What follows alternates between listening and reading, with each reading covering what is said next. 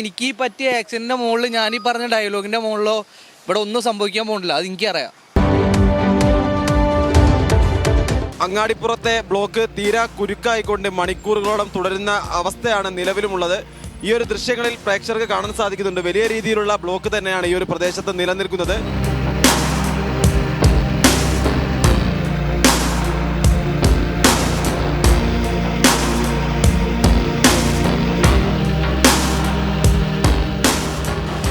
ഈ റോഡിന്റെ ശോചനീയാവസ്ഥ മോശമായതോടുകൂടി തന്നെ ഈ ഒരു പ്രദേശത്ത് അപകടങ്ങൾ തുടർക്കഥയാണ്. നമ്മൾ ഈ ഒരു ദൃശ്യം ചിത്രീകരിക്കുന്നതിനിടയിലായിക്കൊണ്ട് ഒരു അപകടം ഇവിടെ നടന്നിട്ടുണ്ട്.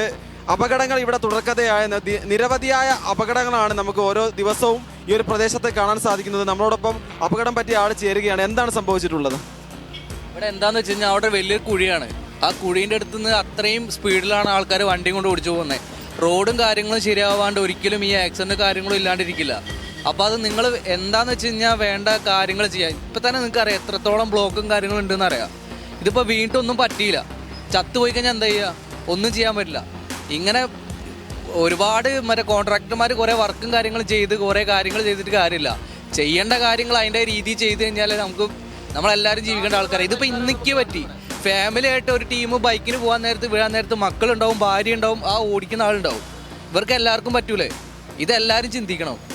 ഇത് നമ്മൾ ഒരാളൊപ്പം എനിക്ക് പറ്റിയ ആക്സിഡന്റിന്റെ മുകളിൽ ഞാൻ ഈ പറഞ്ഞ ഡയലോഗിന്റെ മുകളിലോ ഇവിടെ ഒന്നും സംഭവിക്കാൻ പോകുന്നില്ല. അത് എനിക്കറിയാം. പക്ഷേ ഇത് മറ്റുള്ളവർക്ക് എത്തിക്കുക എന്നുള്ളത് നിങ്ങളെ ചാനലിൻ്റെ ഇതാണ്. അതുകൊണ്ടാണ് ഞാൻ ഇതിനകത്ത് നിൽക്കുന്നത് തന്നെ. കാരണം എന്താ വെച്ചാൽ ഇപ്പോൾ ഞാൻ ആ ഹോട്ടലിൽ കൈയും കാലും കഴുകാൻ വേണ്ടി കയറാൻ വീണിട്ട് ഞാൻ ഒരു കംപ്ലൈൻറ്റ് ഒരു കാര്യങ്ങളൊന്നും കൊടുക്കാൻ വേണ്ടിയിട്ടായിട്ട് ഇങ്ങോട്ട് വന്നതല്ല. ഇതിപ്പോൾ നോക്കിയാൽ കൈയും കാലും പൊട്ടി. ഇത് നോക്കിയേ 2 കാലിലും ബ്ലഡ് വരുന്നുണ്ടോ? ഇതൊരു ഫാമിലി ആയിട്ട് പോകുമ്പോൾ ഉണ്ടാവുന്ന സിറ്റുവേഷൻ ഒന്ന് ആലോചിച്ച് നോക്ക്. എല്ലാവരും അങ്ങനെയാണ് പോണല്ലേ. ഞാൻ പറയുന്നത് വല്ലതും തെറ്റായിട്ട് നിങ്ങൾക്ക് തോന്നുന്നുണ്ടെങ്കിൽ നിങ്ങൾ പറഞ്ഞോ, കുഴപ്പമില്ല. ഇപ്പോൾ തുരുതുരാന്ന് മഴ പെയ്തുകൊണ്ടിരിക്കുകയാണ്. മഴ പെയ്യാൻ നേരത്ത് ഇപ്പോൾ ഒരു ദിവസം എത്രത്തോളം മഴ പെയ്യുന്നുണ്ടെന്നുള്ളത് നാട്ടുകാർക്ക് മൊത്തം അറിയാം. അപ്പോൾ എന്താണെന്ന് വെച്ച് കഴിഞ്ഞാൽ നിങ്ങൾ ആദ്യം തന്നെ അവിടെയുള്ള വെള്ളക്കെട്ട് എത്രത്തോളം വെള്ളം അവിടെ സ്റ്റോർ ചെയ്ത് നിൽക്കുന്നുണ്ട് എന്നുള്ളത് തന്നെ ഇവരുടെ പാസഞ്ചേഴ്സ് ഓരോ ഡ്രൈവർമാരും ഓരോ വണ്ടിക്കാരോടും ഓരോ ആൾക്കാരോടും ചോദിച്ചു കഴിഞ്ഞാൽ അവർക്ക് എല്ലാവർക്കും അറിയാം. എല്ലാവരും കണ്ടുകൊണ്ട് നിൽക്കുന്ന പൊട്ടന്മാരല്ല, എല്ലാവരും കാണുന്നുണ്ട്. അപ്പോൾ നിങ്ങൾ ആദ്യം ആ വെള്ളത്തിൻ്റെ എന്തെങ്കിലും ഒരു സൊല്യൂഷൻ കണ്ടെത്താൻ നോക്ക്. അല്ലാണ്ട് നമുക്ക് പ്രതികരിക്കാനേ പറ്റുള്ളൂ. അല്ലാണ്ട് എൻ്റെ വീട്ടിൽ നിന്ന് കൊണ്ടുവന്നിട്ട് എനിക്ക് അവിടെ കൊണ്ടുവന്നിട്ട് വെള്ളം തടഞ്ഞ് അപ്പുറത്തെ വീട്ടിലേക്ക് കൊണ്ടാക്കാൻ പറ്റുമോ? അല്ലെങ്കിൽ വേറെ സ്ഥലത്തേക്ക് ഒഴുകി കൊണ്ടുപോകാൻ പറ്റുമോ? ഒന്നും ചെയ്യാൻ പറ്റില്ല. ഇത് അവിടുന്ന് വരുന്ന വെള്ളമാണ്. അത് നമ്മൾ തന്നെ തരണം ചെയ്യണം. അപ്പോൾ അതിൻ്റെ എന്തെങ്കിലും ഒരു നടപടി നിങ്ങൾക്ക് ചെയ്യാൻ പറ്റുമെങ്കിൽ നിങ്ങൾ ചെയ്യുക. ഇതിപ്പോൾ ഞാനൊരു ഒരു പൗരനാണെന്നുള്ളൊരു ലെവലിലാണ് നിങ്ങളോട് പറയണേ. അപ്പോൾ എന്താണെന്ന് വെച്ചാൽ നിങ്ങളെ ഇത് വെച്ച് ചെയ്യുക. എനിക്ക് പറയാനുള്ള ഒരു അഭിപ്രായം പറഞ്ഞതേ ഉള്ളൂ. ഇപ്പോൾ വീട്ടൊന്നും പറ്റിയില്ല, ചോര മാത്രമേ വന്നുള്ളൂ.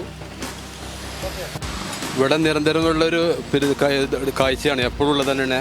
ഇതിവിടെ ശരിയാക്കിയാൽ ഇതിനൊരു മാർഗമുള്ളൂ. വേറെ വണ്ടി ബാക്കിൽ വന്നു കഴിഞ്ഞാൽ അത് ഇടിച്ചിട്ടേ ഇരിക്കുള്ളൂ. കാരണം കാളിൽ വെള്ളക്കെട്ടും കാര്യങ്ങളൊക്കെ ആയതുകൊണ്ട്. അപ്പോൾ അതിന് ഇത് എന്തെങ്കിലും ഒരു നടപടി കാണണം എന്നുള്ളത് തന്നെയാണ് ഒരു അഭിപ്രായം എനിക്ക് പറയാനുള്ളത്.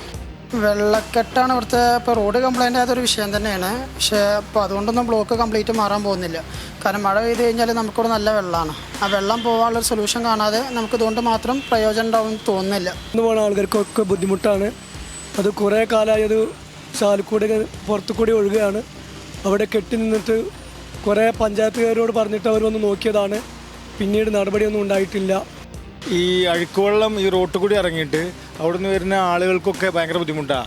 അവർ സ്കൂൾ കുട്ടികൾ, അതേമാതിരി അവരെ ജോലിക്ക് പോകുന്ന ആളുകൾ, അവരൊക്കെ ഡ്രസ്സിലും ഈ അഴുക്കുവെള്ളമല്ലേ, എന്തൊക്കെ അഴുക്കാന്നൊന്നും പറയാൻ പറ്റില്ല. പിന്നെ ഈ ഇത് കൂടി ഏത് രൂപത്തിലെ വെള്ളം, ഇത് വെള്ളം നിന്ന് കഴിഞ്ഞാൽ ഒരു ദിവസമൊക്കെ ചിലപ്പോൾ നിൽക്കും. അതൊക്കെ ഭയങ്കര ബുദ്ധിമുട്ടാണ്. അത് കല്യാണം കഴിഞ്ഞ് കുറച്ചു കാലം ഫാമിലി പ്ലാനിങ് ഒക്കെയാണെന്നാണ് പറഞ്ഞുകൊണ്ടിരുന്നത്. പിന്നെ പതിയെ എല്ലാവർക്കും കാര്യം മനസ്സിലായപ്പോൾ ആ പ്ലാനും കൈവിട്ടു. കുട്ടികളില്ലാത്തതിനേക്കാളും വിഷമമാണ് കുട്ടികളായില്ല എന്നുള്ള ചോദ്യം സഹിക്കുന്നത്. ഒരു ദിവസം ഇവിടെ ഷോപ്പിൽ വന്നൊരു കസ്റ്റമറാണ് ഷിഫ ഫെർട്ടിലിറ്റി സെൻ്ററിനെ കുറിച്ച് പറയുന്നത്.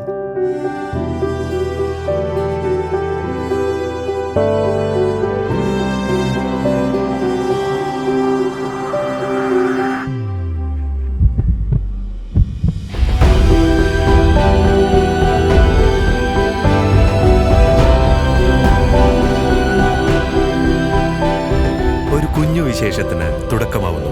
ഷിഫ ഫെർട്ടിലിറ്റി സെന്റർ, കിംസ് അൽ ഷിഫ ഹോസ്പിറ്റൽ, പെരിന്തൽമണ്ണ.